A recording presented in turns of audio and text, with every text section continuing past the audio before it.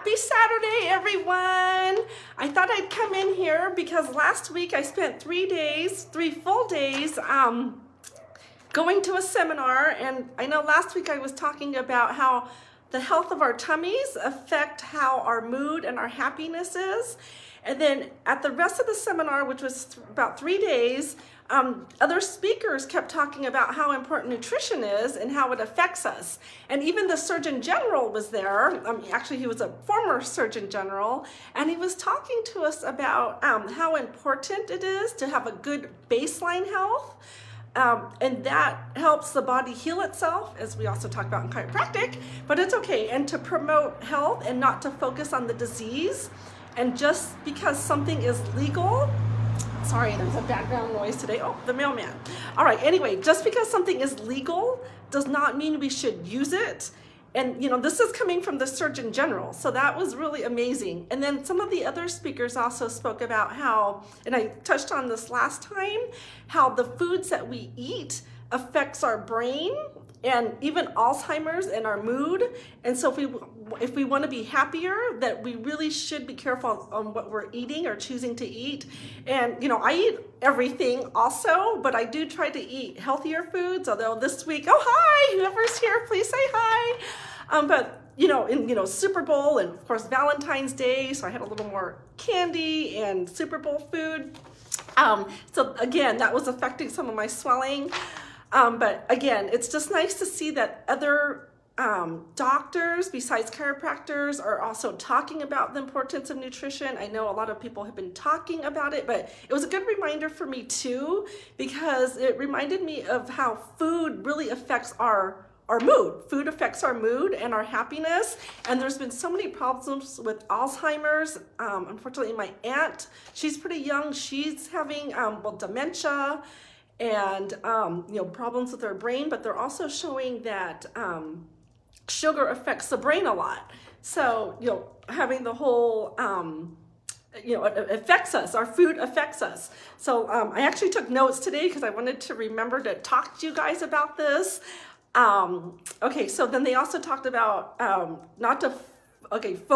don't focus on the actual diagnosis, but really focus on the 7 body systems, such as our circulatory system, our blood, our immune systems, our skeletal systems, our muscle, all of those systems, because a lot of times inflammation is the one that's causing all the diseases like cancer, Alzheimer's, as I mentioned earlier, and that can negatively affect us. But on the other hand, we can also use food as our pharmacy, where it actually helps clean out our bodies. And so if we do have some of these problems, we can use food as our medicine to help clean out our body and to help our body heal itself.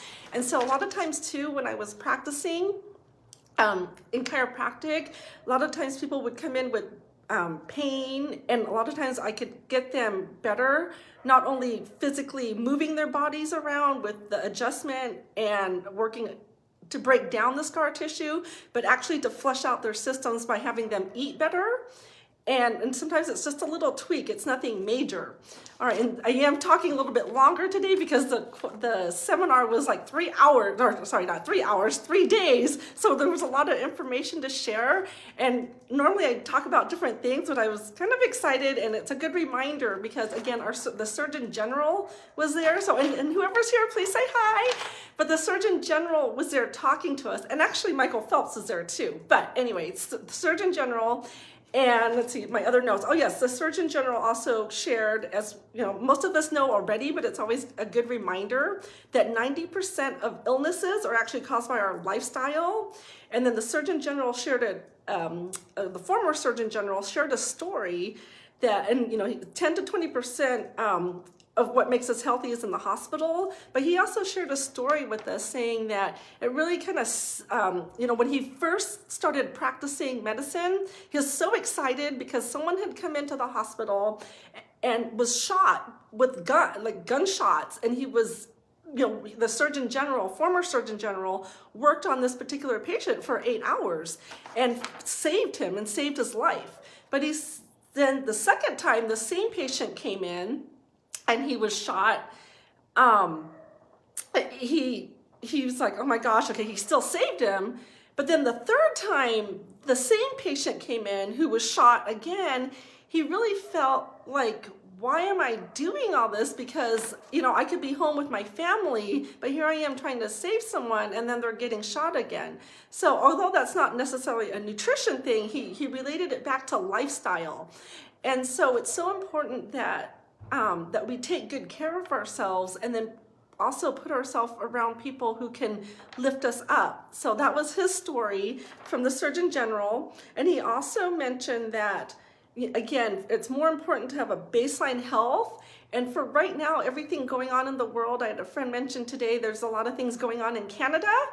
And so this reminded me also of what the Surgeon General said. He said it was more important to have a baseline health to fight what's going on currently with the health crisis, and that if people have a better baseline health, they're more likely to survive what's going on. And so he was also mentioning that more people have died from high blood pressure than from COVID.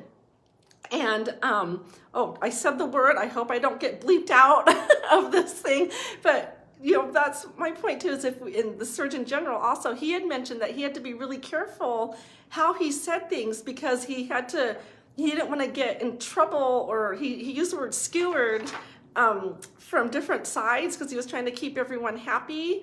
And but my point is that I would love everybody to be happier and focus on what we can control versus what we can't control. And we can definitely control our lifestyle by moving more, being out in the sunshine, like I see a nice sunshine behind me, and then also to move more, to pay attention to what we're putting into our bodies. And it's not to say that we don't put junk in our bodies once in a while, like sugar or candy, or in my case, I had cream puffs this week, homemade with real cream, but Super Bowl.